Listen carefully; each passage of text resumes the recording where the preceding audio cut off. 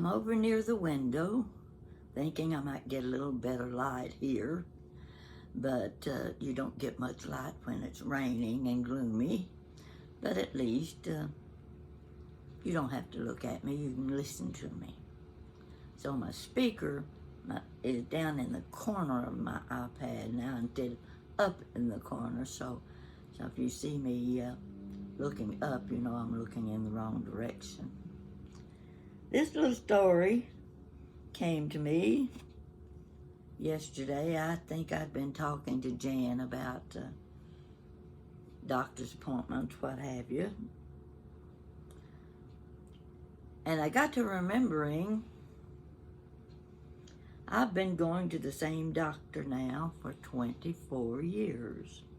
Now I'm going to read some of this because I'll forget to tell it if I don't have it written down. So you just bear with me while I read about my doctor. Yeah, well, we have good doctors, we have bad doctors. And we have the kind of doctor that we can communicate with. And in this case, I'd found that one. Now, this is how it went. I was living in Tennessee when I scheduled my first appointment. His office was in Lexington. Okay, I'll explain. I was retired and trying to figure what to do with the rest of my life. It was early January. I woke up at 3 o'clock one morning. I could feel my heart beating. I'd never felt my heart beating before. And then my left arm was aching. You know what that meant, don't you? Sure you do. Yeah. Am I having a heart attack? No heart disease in my family. Everybody knows that's your first thought, isn't it? Yeah. Even I know that, and I just go to the doctor once a year because it's a requirement.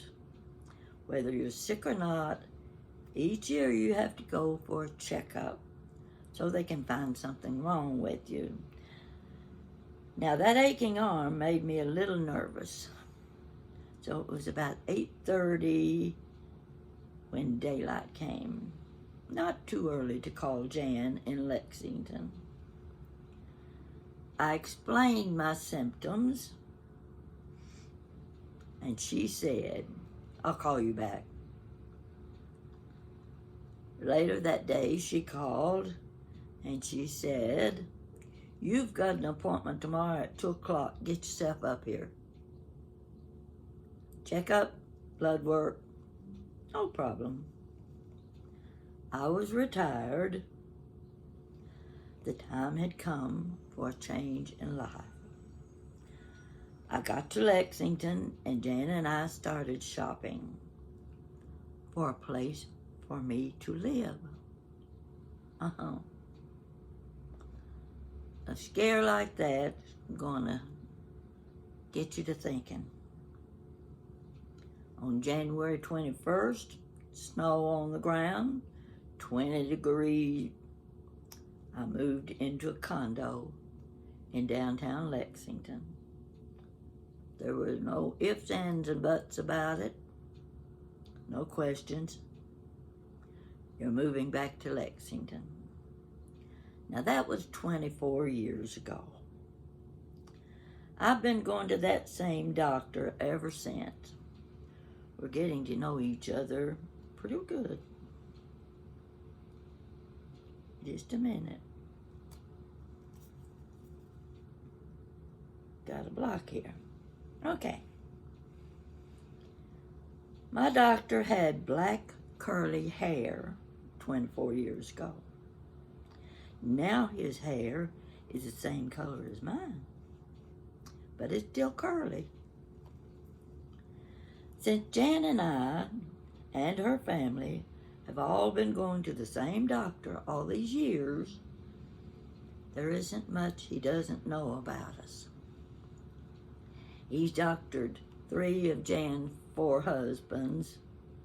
Yeah, that's what I said. Her children, me. So there isn't much he doesn't know about us. And we're talkers. You know that already. When I was a young mother, my OB/GYN doctors wore wire-rimmed glasses. Their children were my age, because I was married, or they were graduating from college. Now, in 1963, my husband and I moved from Louisville to Lexington.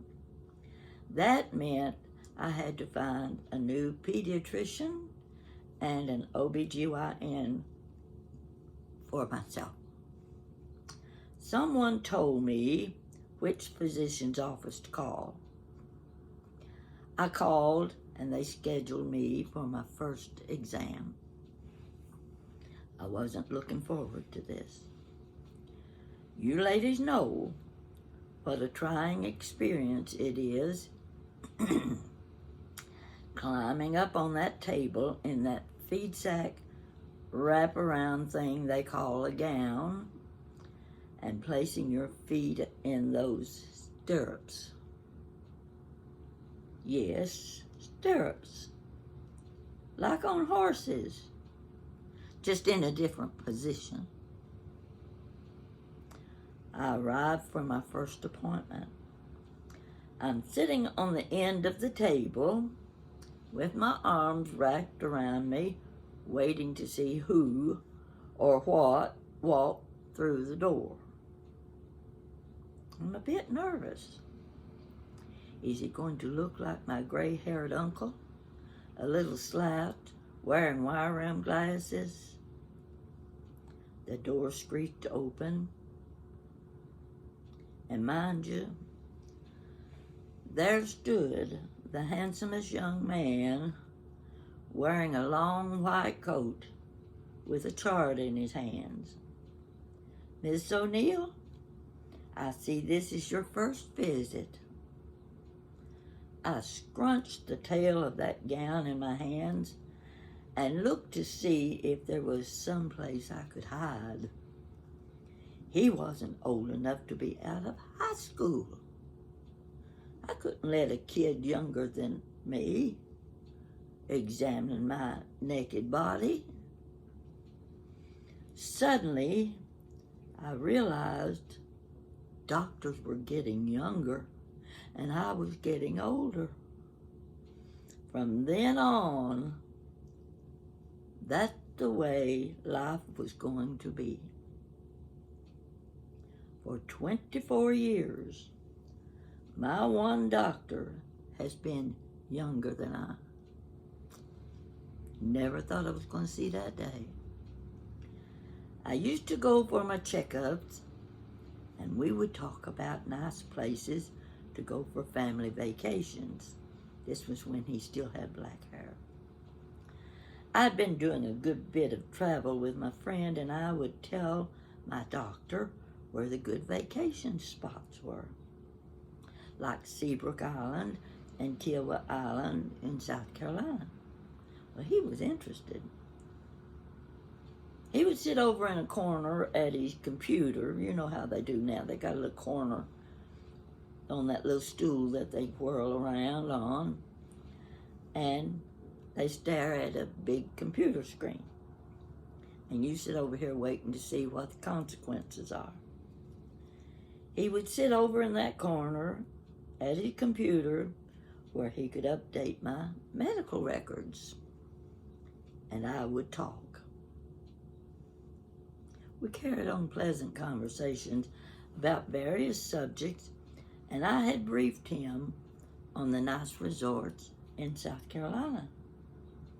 I had told him to look them up. He and his family might enjoy the beaches at Seabrook Island.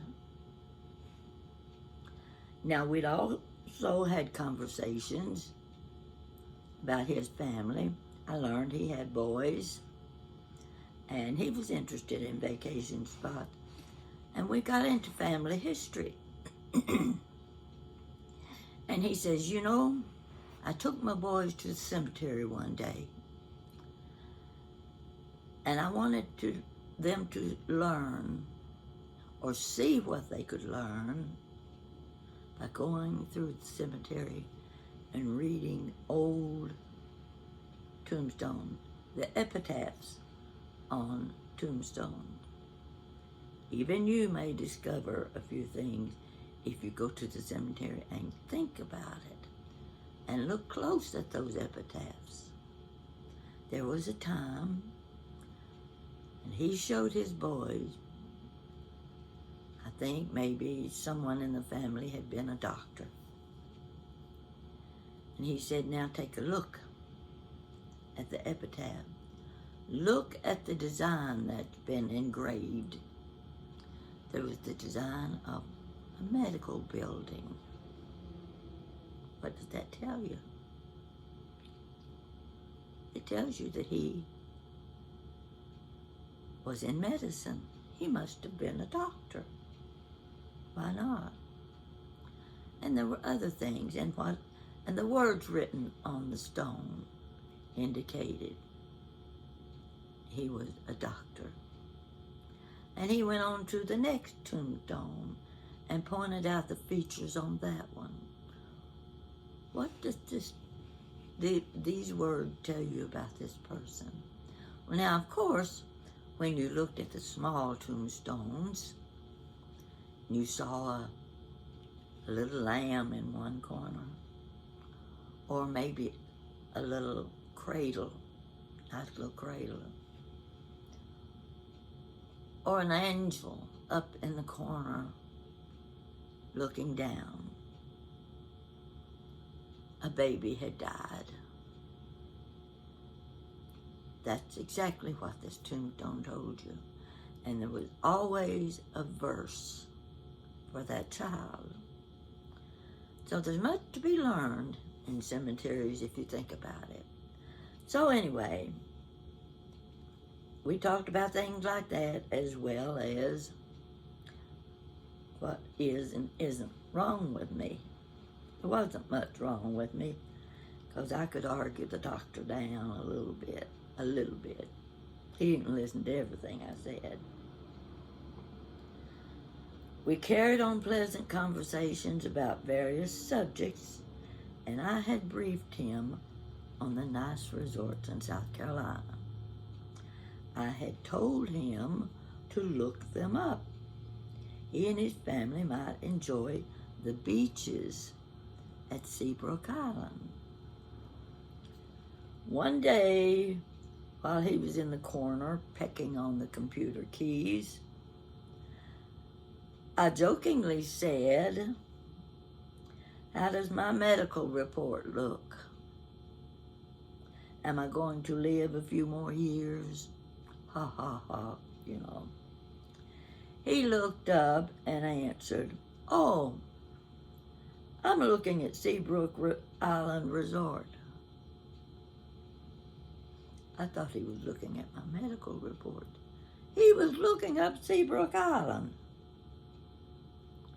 He just might take a vacation there. I have to admit, more than one visit ended up like that. And just recently, Jan had to go to the doctor. It happened to be on my birthday. She called me on her iPhone to ask a question. What she needs to know, she's at the doctor's office. She put her iPhone on speaker. You know what that means. And I heard my doctor singing "Happy Birthday to Me." He called me Patricia.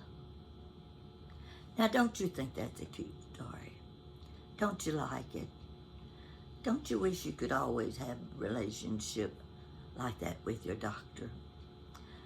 And you could tell him a few personal things.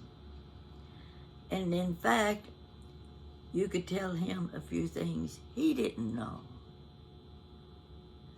And he was interested in hearing those things. Now, his hair, like I said, is the same color as mine now. and I worry a little bit. He's surely getting near retirement. I never thought I would go through that many years with one doctor, starting out when he was young and now ready for retirement. One doctor. Yeah, we've been through a lot together.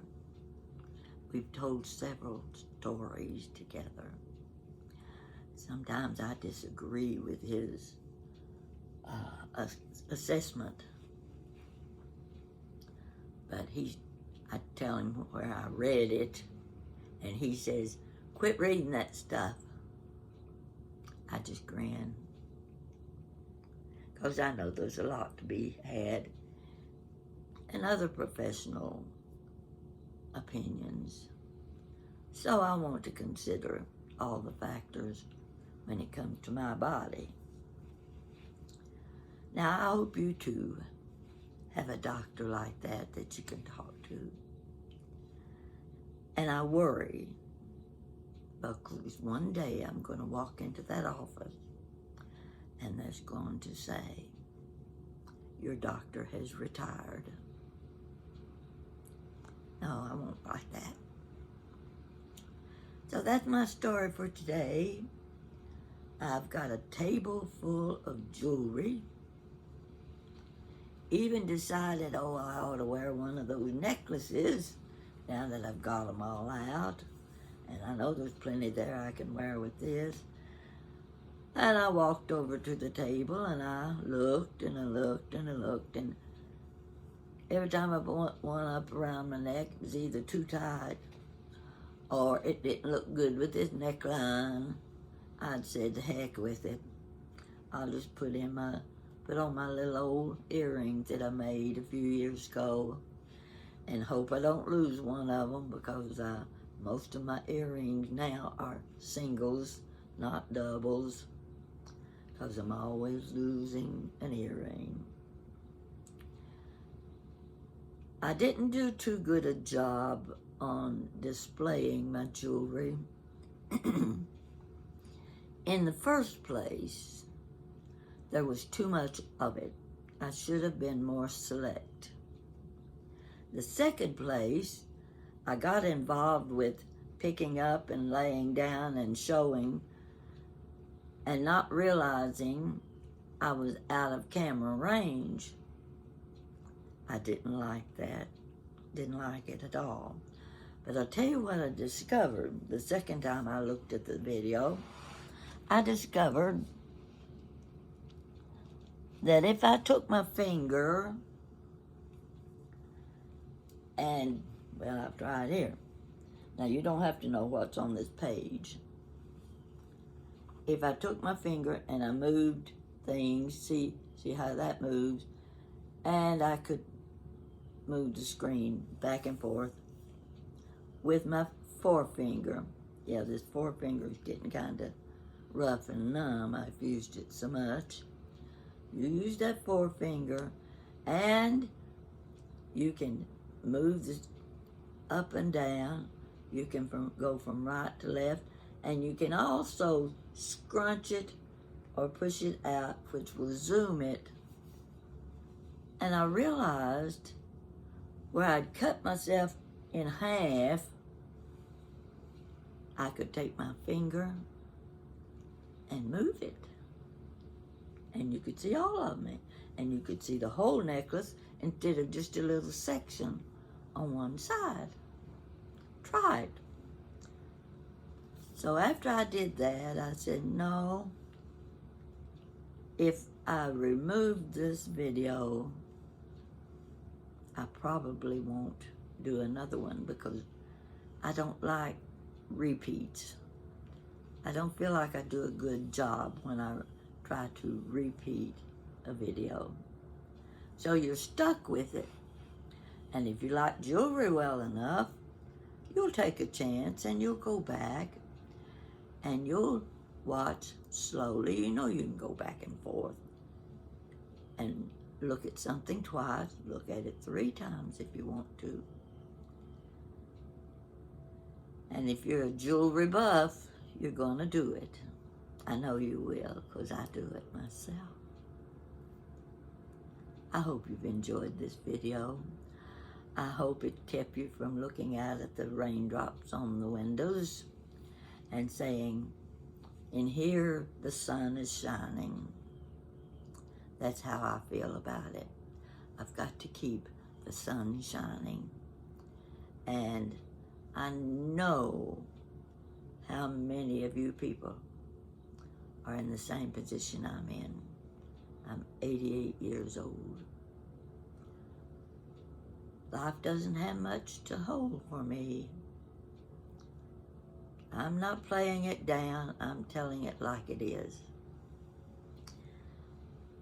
This is just part of aging.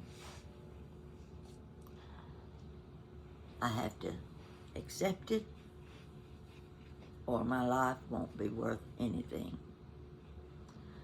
So you have kept me going. You have made me happy. You have had my wheels spinning,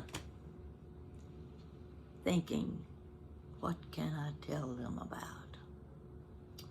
What story have I overlooked? There's something back there in my life that I think they would enjoy hearing. Now I've got quite a few things in my life that are not happy. I've told one or two of them, and it wasn't easy, because you know how easy I can cry. But they're important parts of our history, the sad as well as the glad. The things our dependents and descendants should know. Sometimes someone asks me, what did your grandfather do when this happened? That was 100 years ago. I didn't know my grandfather. I don't know what he did, because you can't get that much history. You can ask a lot of questions. You can get a lot of history, but there are specific things that you never thought to ask. And my mother told me an awful lot, but there were those simple personal things that she never told me. And I didn't ask. I didn't know to ask. Because life was so different then. Even when I was growing up, they were different too. To this, the age group today is another generation. You're 2 generations behind me. You're hearing history when you hear me talk. It's not fantastic history. It's just everyday stuff. Now, a friend has sent me photographs of an area in Tennessee. Her ancestors, my ancestors, lived in that area. And each picture she sent, it's just so exciting, and they're so interesting, because they'll be inside a grocery store, or they're standing outside an old service station, or it's a family group, and they're getting ready to hoe in their garden. And you look at those pictures and you think, they might have been part of my family. And they're just wonderful pictures. So, treasure those photographs you've got. A photograph in hand, is worth so much more than something that's been recorded somewhere that can be easily erased burned, or lost. You take care of your history. You take notes. My mother had a notebook right by the end of the couch. It was the ordinary spiral notebook. She had her pen there. And she'd be watching TV, and she liked to watch some of the old movies, mostly the westerns, because you know everybody liked John Wayne. Everybody liked Gunsmoke and Bonanza. My dad loved Bonanza. And they learn who those stars are. But Mama would look at me and she'd say, Pat, who is that? I can't remember his name. And I would say, Mama, that's Dale Robertson. She'd reach for her notebook, open to a blank page, and all she would do was write down the name, Dale Robertson. I went through that notebook. You wouldn't believe the movie stars' names, the cousins' names. When my aunt left our house once on a visit from Tennessee, and there was a little note from her saying, send me my purse. No, she didn't say purse. Send me my pocketbook on the Greyhound bus. I bet you didn't know that you could take a package down and the Greyhound bus would take it to the town they were going through. I didn't know that until I read that note from my aunt. It said, put it on the Greyhound bus and I'll pick it up. Some little something like that comes in handy. And I'm not going to ramble on this, that, and the other today. I'm going to fix me a chicken salad sandwich for lunch. Haven't decided what's going to be for supper. I'm wasting a lot of food because you fix too many things at one time and you can't eat them all. So you eat a little of this and a little of that, and the rest goes down the disposal. Thank goodness it works. Folks, have a good day. And if I've missed something I wanted to tell you or to ask you, hang in there. I'll be back. You have a good day.